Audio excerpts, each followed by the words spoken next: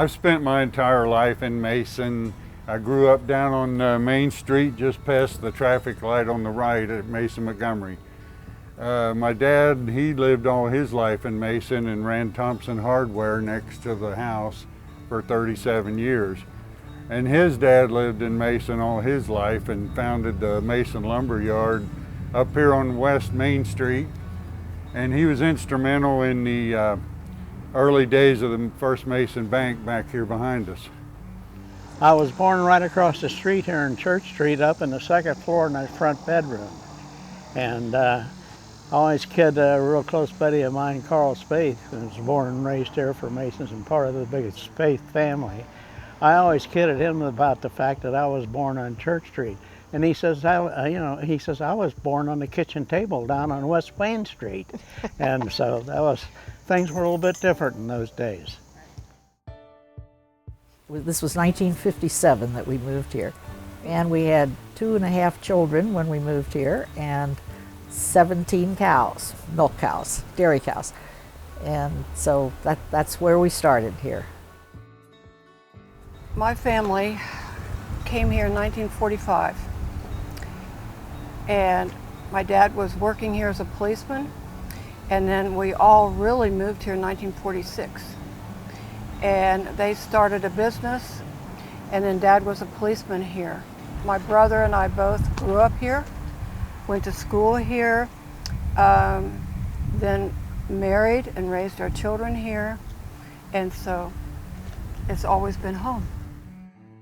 When we moved here, it was essentially just farmland. There was really nothing on Tylersville Road from 75 all the way over, and I believe that 71 wasn't even completed at that time, I'm pretty sure. And so there was nothing all the way out Kings Mills Road, and it was a beautiful community for family. Very safe to ride your bike into the downtown. We lived over in the Heights area, and it was just a quiet, sleepy, wonderful piece of Americana. It was really a great community. My parents moved to Mason in 1934, and my dad was a doctor, and he moved from Cincinnati to Mason with my mother and my oldest brother, my older brother, Frank. He wanted to come out to the country to be a country doctor. And I remember when I was a kid, and if I was sick, my mom would call the doctor, and he would come to the house and see me, Dr. Batchy. There was one policeman in Mason, Mr. Wright, and rather than fighting crime, he would spend his mornings out here on Main Street helping us small kids cross the street. Because certainly, why not? There was no such thing as crime. So times have changed that way. It was a very small town, very much like Mayberry when you think of the Andy Griffith Show or whatever. It was just a really friendly place to grow up, and everybody knew you. You went to the grocery store. They knew my mom, and just everywhere you went, you knew everybody. So it was kind of cool to know the business people and that type of thing.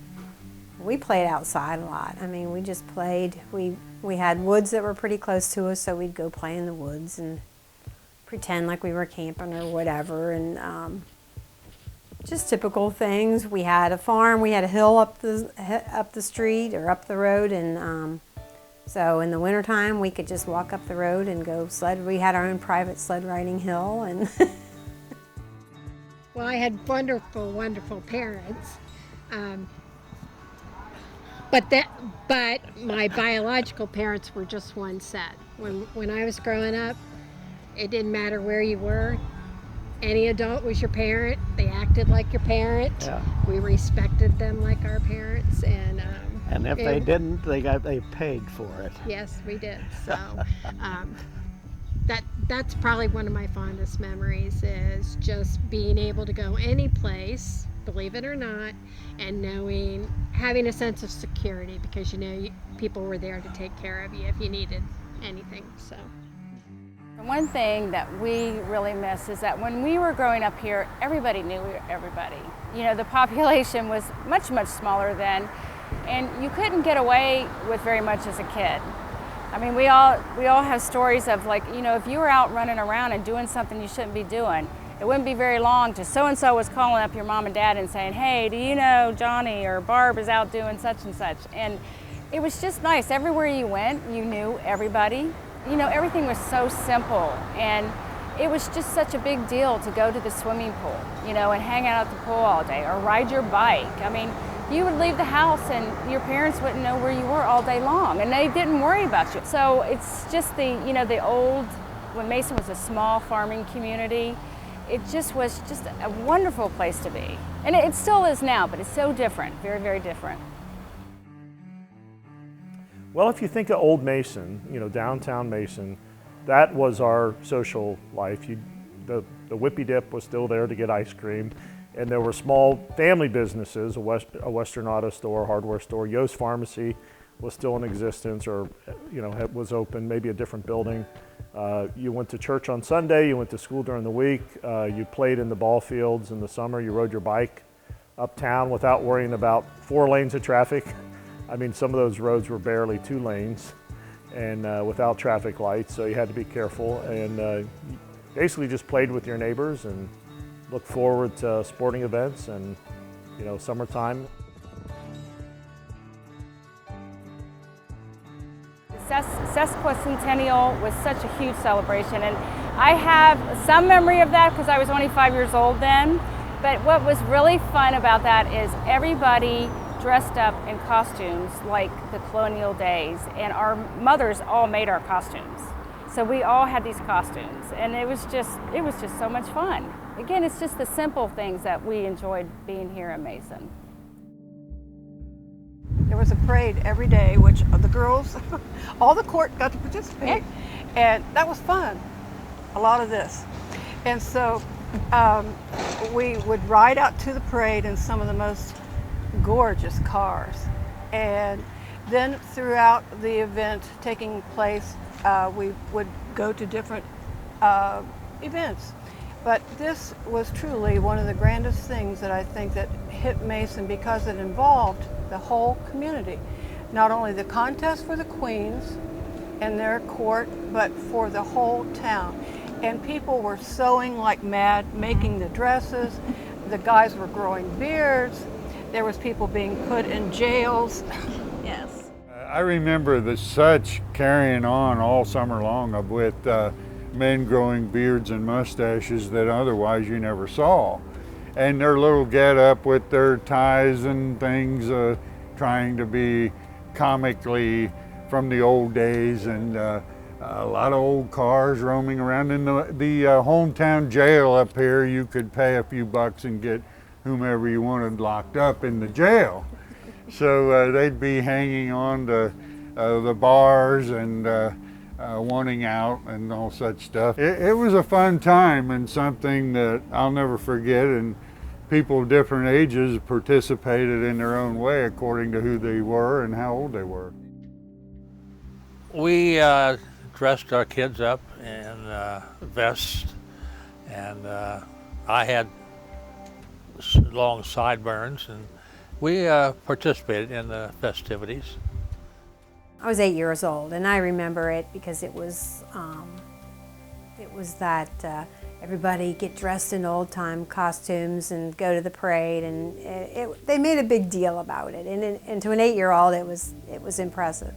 It was great fun. At that age, you know, at 16, I don't remember a lot of particulars until somebody else starts talking, and you start remembering what you did. We were representing our city, and Mason was starting to be recognized, and people liked what we had. And as farmland was sold off and they built houses out here, it was close to the city, Cincinnati, and yet it was still in the country somewhat. And people wanted to come here because they knew what we had here. So it was fun just doing the events every night and just feeling like a princess.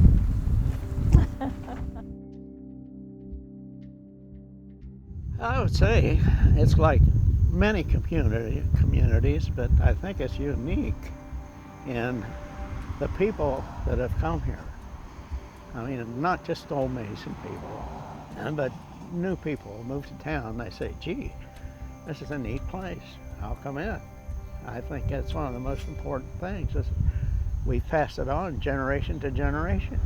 We still have that sense of hometown that's still there, not like it was, but yet when I think of Mason, that is what comes back to me. It floods me sometimes to tears because that's my comfort zone of feeling about Mason, because it was home and that safety, that little safety net that I felt about Mason. And that's where my memories lie. I think Mason has, certainly has a lot to offer. The school system's great. There's a lot of entertainment, readily available.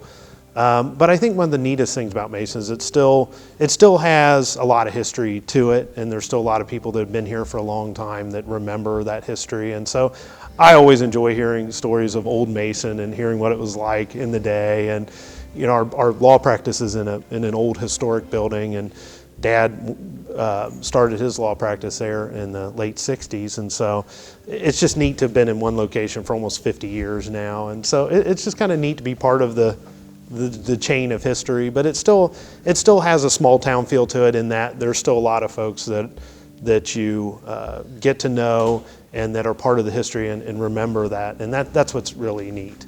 It has definitely grown quite a bit, and there's a lot of new families and such, but there's still that feeling, even with the growth that we have seen. There's something about Mason. It attracts people that are like-minded, have the same sense of core values, and they're just family-oriented, faith-based, and love their country, and that's been that way since the beginning of time, and I'm pretty sure it's going to continue that way. There's just something about us.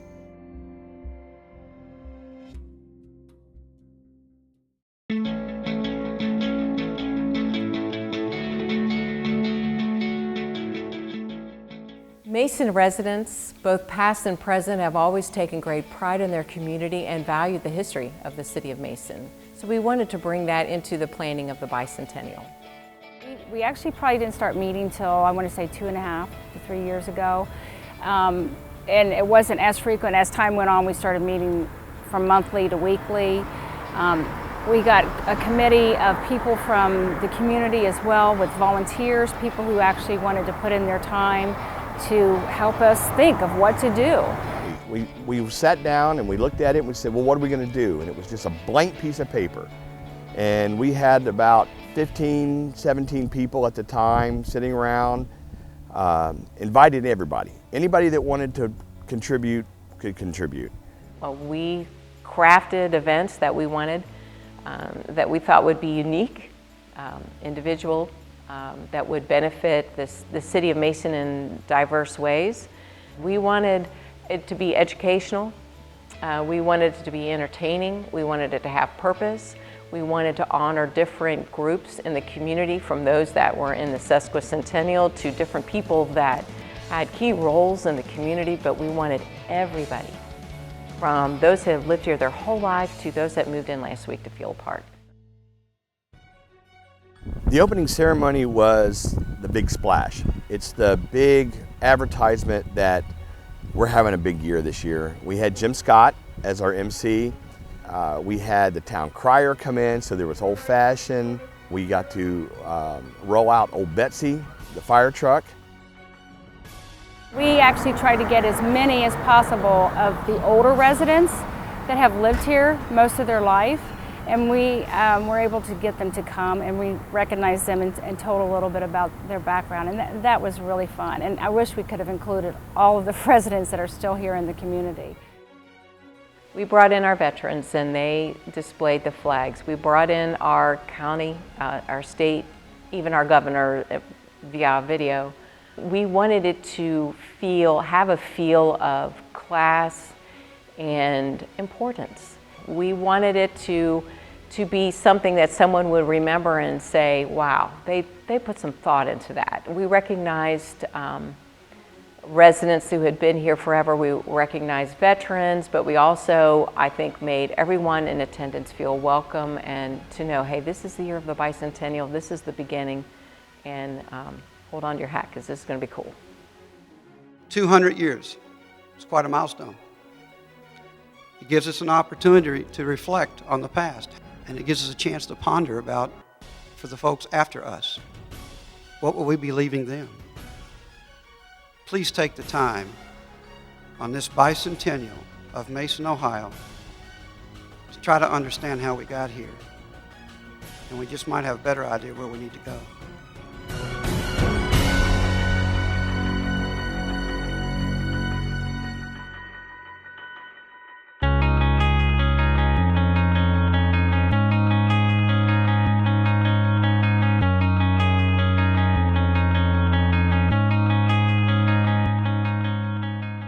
It actually started because the Mason community players were involved in the cemetery walk with the Mason Historical Society, and we were bringing to life some of the people that were buried in Rose Hill Cemetery.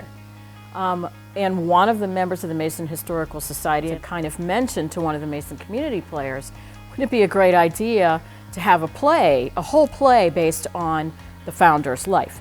And so one of the people that I know did do that was Richard Cox, and he mentioned it to our Mason community player, John Miller. Well, it so happened that John Miller had written plays before. That wouldn't have been the first time he had done that. At one of the big summer productions, people from the city came up to one of the board members and said, hey, in 2015, in 5 years, we're going to have this big bicentennial celebration. Can something like this be written? And that started the ball rolling.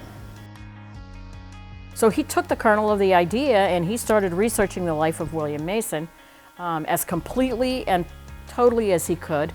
He laid out a script he actually put in red that which he knew to be fact and then filled in so that the Historical Society could read through it and look at it. For a good 4 years doing the research, working with all the various facets. And then John started putting music to it, started developing an entire script with it. He brought in a friend, Stephanie Taylor, who was more accomplished at some composition and some of the lyrics, and they worked together to create unique songs for the play. As a writer, to tell the story the best way so people can remember it, it is vital, it has worth in the future. By doing a musical and not just a theatrical production, the music you'll remember. So that was the big thing about trying to write the play, that it was interesting, fun, lots of singing and dancing. You know, it's like watching a regular Broadway musical. It's really the life story of William Mason. It's illustrating how he founded the town and the people that were influential in his life. So it's kind of like a history lesson with music and dancing. It takes more than 100 people for a production of that size, which we came together in April of this year and put on that production and brought to life William and all the people that surrounded him when he founded this town, which we're just really excited that we were able to do that. I just hope people remember what we were celebrating on his 200th anniversary, which is William Mason and all he did to found the town. It has a lot of history. Mason has a lot of history, and I just really hope we don't ever forget that.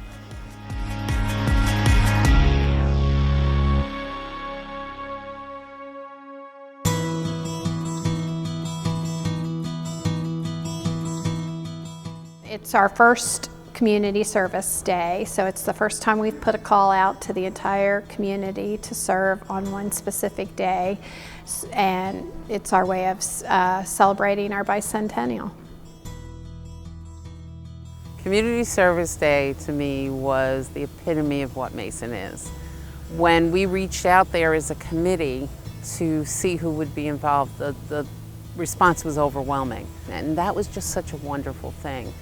Everything about that day became betterment of our surroundings, and the planning that went into it really revolved around that and how to best to do it. The day we did it was the day that the Kiwanis actually have like their National Service Day.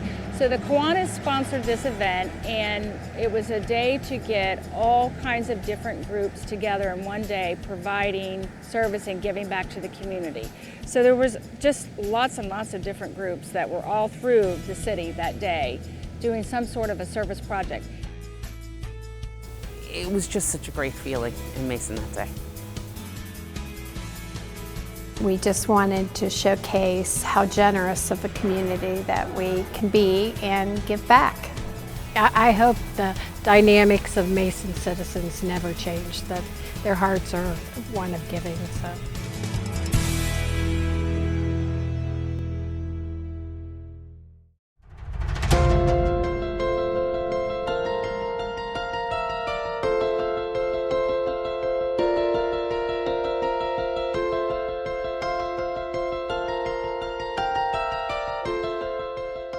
We had guest speakers that we thought would be significant to veterans.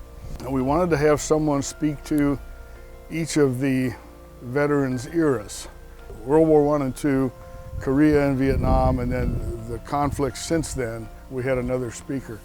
And we were privileged to have a three-star admiral, Admiral Weisskopf, as our keynote. We also had Congressman Brad Wenstrup, who was a colonel in the Army, in the Medical Corps, and Colonel Danny Bupp, retired Marine Corps colonel and a county judge in Brown County. We had scheduled a flyover from the antique warbirds from the museum out in Claremont County. We also had the two parachutists coming in, one to bring in the American flag and one to bring in the POW flag.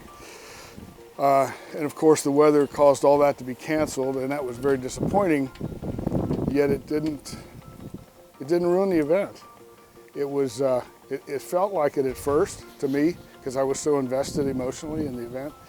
Whenever you have an outdoor event, you're at risk, and we were, and we knew it, but we decided we're going to make the decision the day before. We're either going to cancel it and restructure and move it inside, cancel the outside stuff, or we're going to go ahead and just stay the course, and that's what we had to do. And Brad Wenstrup is speaking, and I'm feeling down, because here we are, we're getting rained out. So as I was watching Congressman Wenstrup and the rain dripping off his hat, I looked around at the crowd. They were not leaving. They were sitting there with their umbrellas huddled together. Everybody who was there needed to be there. They were there for a reason, and they weren't going to leave. And to those who serve, we say, you were what others cared not to be. You went where others feared to go, and you did what others failed to do. And most importantly, you asked nothing from those who gave nothing. May history always reflect on the positive works of our warfighters, who are also our peacekeepers. For without them, we would never know freedom. And for that, we thank you. God bless.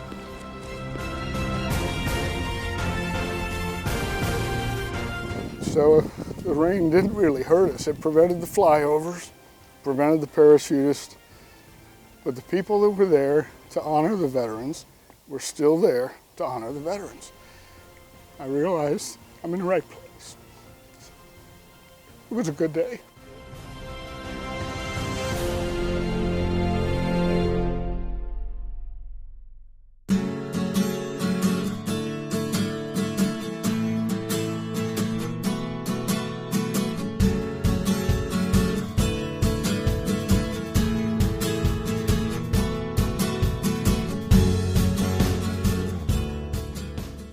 We had an architectural plan from the Bicentennial that we went off of.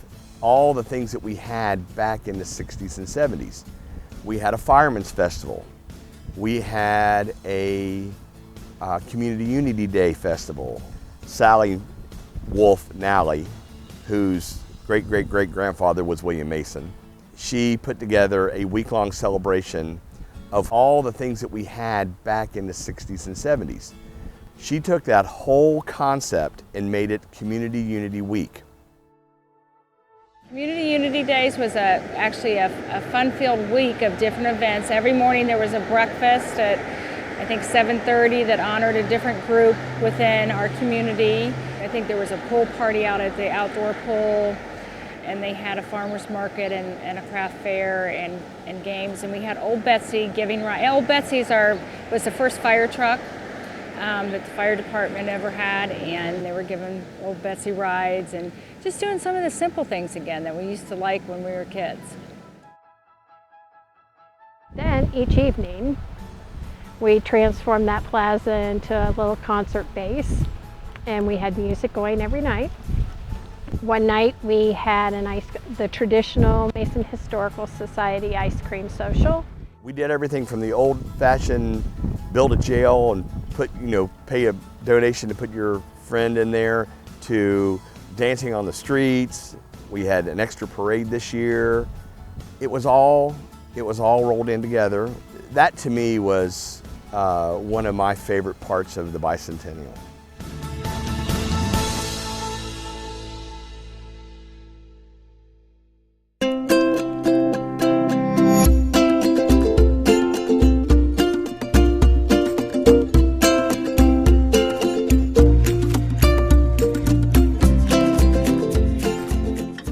The original intent for the baseball bash was to, in every way possible, to bring to the community the need for the common ground playground.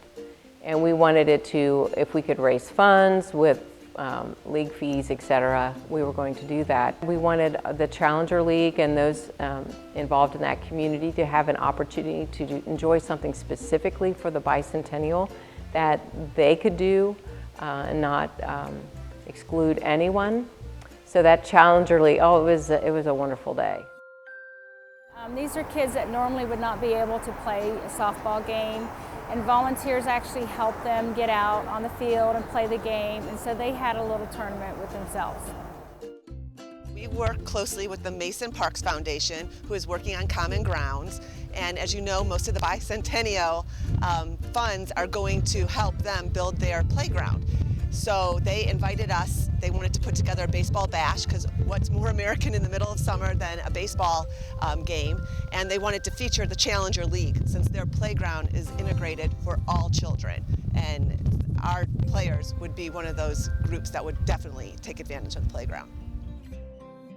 For those that attended and those that heard about it, everyone was truly blessed by seeing these children and with the special needs that they have still saying, I'm here, I'm in the community, and I want to be a part of what's going on in this community.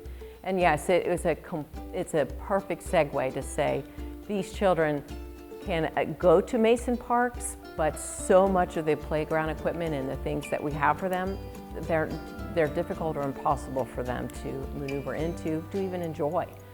So we need to do our best to get that common ground park going. And that was the intent of the baseball bash, to raise awareness.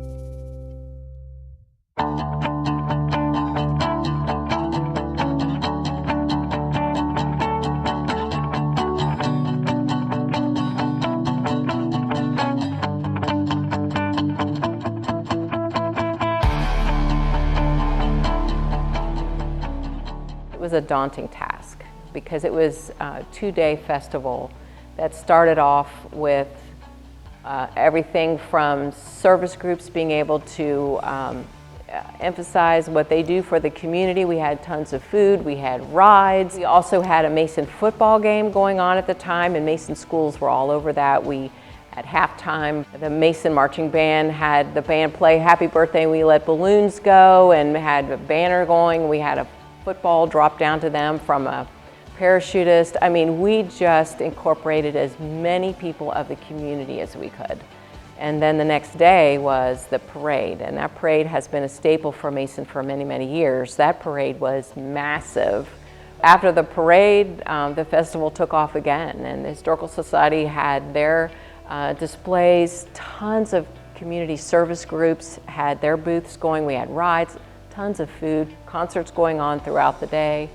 And then that evening, we had REO Speedwagon. But before the concert, we brought the children of the board members of Common Ground Playground, the Mason Parks and Recreation Foundation, up to the stage, and we encouraged the crowd to just dig in their pockets right then and there and give. And Mason football team and cheerleaders took up that donation.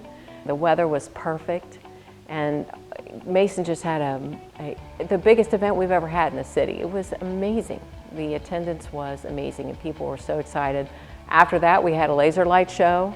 After the laser light show, we had almost 35 minutes of the best fireworks I have ever seen in my life, and people walked out saying, Mason's a cool place to live. And they will never forget that this was the year of our bicentennial. That's what we wanted. It took a lot of work to get from a concept to that night. So many people worked so hard to make that happen, but it all worked out.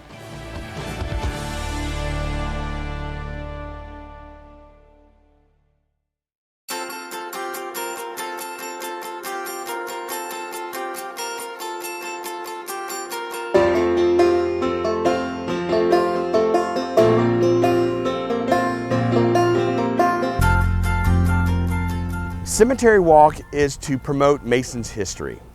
Learn about the Mayor Louise or Major William Mason.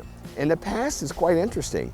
The stories and the interviews, the past murders, the business people that did quirky things. I mean, there's all kinds of interesting things about Cemetery Walk. I think it's a great way to introduce the history of the town to the people that live here now that maybe don't even think about it. You know, they live here, their kids go to school here, but they may work in Cincinnati or elsewhere, and so it's nice to, I think it brings people back to where they grew up and their history of, you know, with their hometown or whatever. So I think it's nice, it's a good way to find that commonality between the people that have been here forever and the people that are new. So I think, and to know something about your town.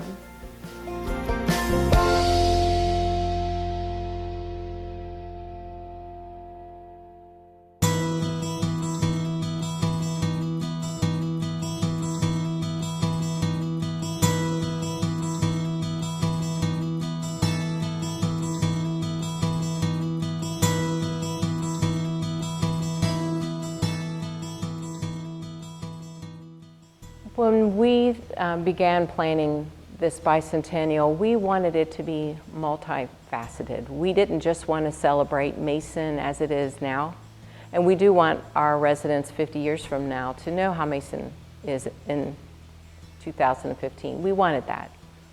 But so much of our history we are losing day by day as that older generation passes on, and we felt that it would have been a crime not to bring that with us to the bicentennial. So as best as we can, through the Historical Society and the interviews that we've done and the people that we've engaged, we want them to tell this generation and the generation who's going to open that time capsule up in 50 years, we wanted them to know Mason not just as it is now, but Mason as it was then. That there were things that we will know now that they will never be able to dig back up in 50 years. It'll just be gone. Memories will pass. And if they're not written down and encompassed in our efforts in the time capsule and what the Historical Society is doing, they're not going to be here. So I think we've done a pretty good job of that. The Historical Society has been amazing in helping us to even know the right questions to ask. And the things that they've done regarding history books that they're putting out for the bicentennial and including things in the time capsule that may never have the opportunity to be brought out again. I think we've done a pretty good job of bringing as much of Mason's history as it was then to the Sesquicentennial, bringing that together to Mason as it is in 2015.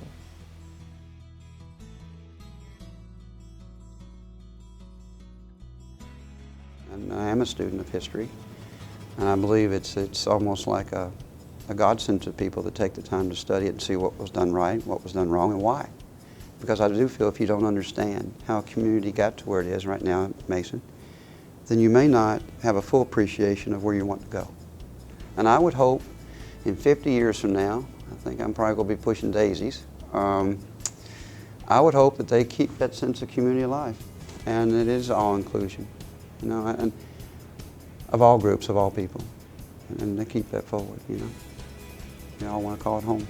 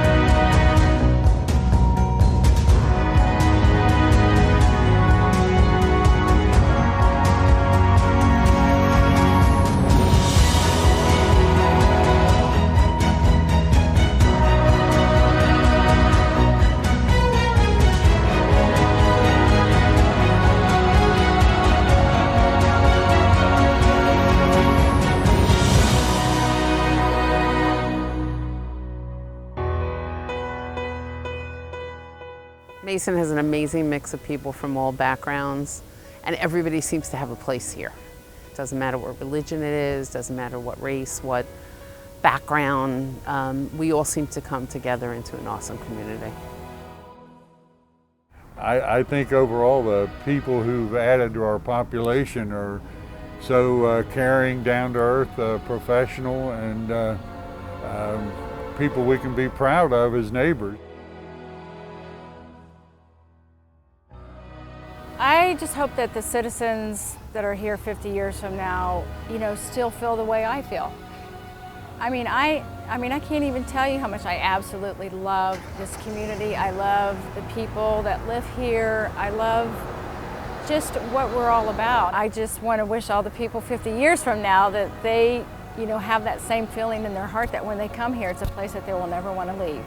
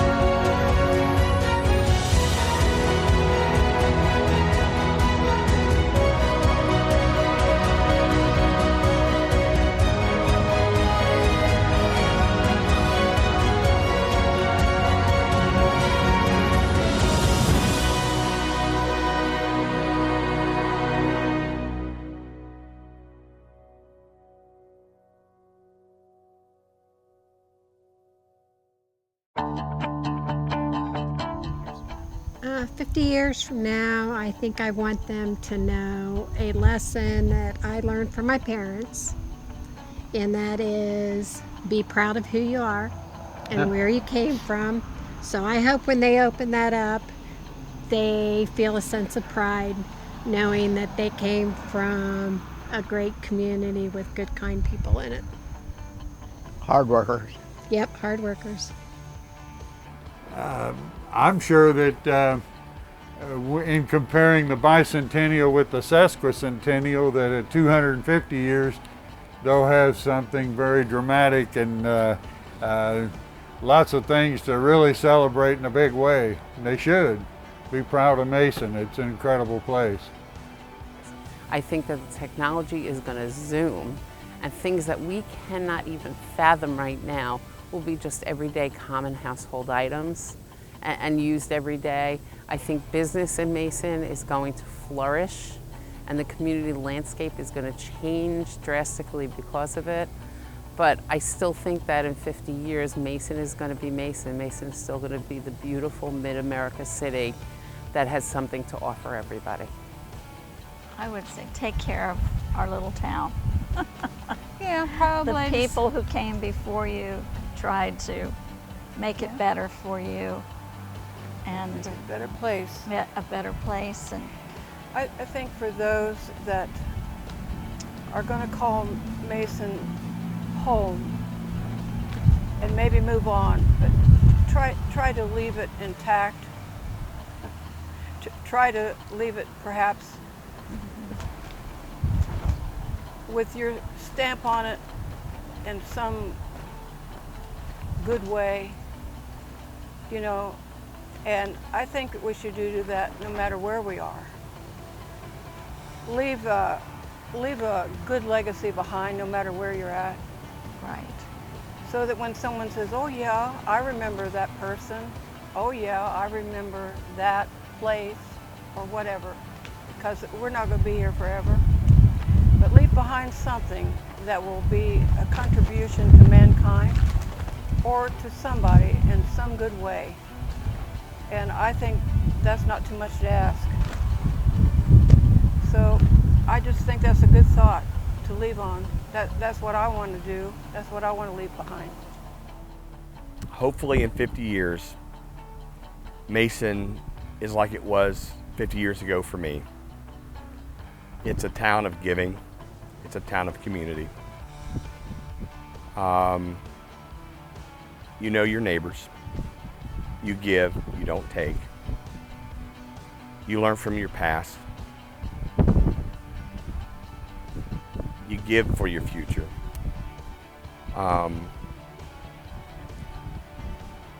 Enjoy your life. Don't take it too serious, but don't play too much. I would want them to know that that they have been handed a very beautiful community with a beautiful heart from a lot of beautiful people, and I expect at that time, I think our Asian community is pushing 20% right now, including Asian, several different countries, India, and I think it's going to be increasingly so in 50 years. I would just say that the foundation of this city is built on love and goodness and serving one another and making the world a better place, lots of different ways. And I would hope that commitment would remain in 50 years, and there would be people there as committed to making Mason a quality place to live as there are right now. I want them to know how people-oriented we are in Mason and how we cherish that. If you open this time capsule, what you're going to see is the work of a lot of people who banded together, and you're going to just keep seeing people after people after people, how they honored the people who are veterans in the town, how they honored the people who began it in the story of William Mason, how they honored the farmers, how they honored the people who service in our faith communities. And every piece that you pick out of the time capsule, you're going to see how much Mason cares about the people. And so that's what I want you to know.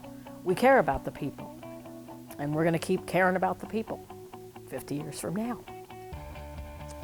I would want them to know that in 2015, Mason was an amazing place to live, to work, to raise a family, to celebrate diversity, to go to church and be with your friends, to grow but still keep the small town feel. I hope in 50 years they can say, Mason is so different in so many ways, but it still feels like home.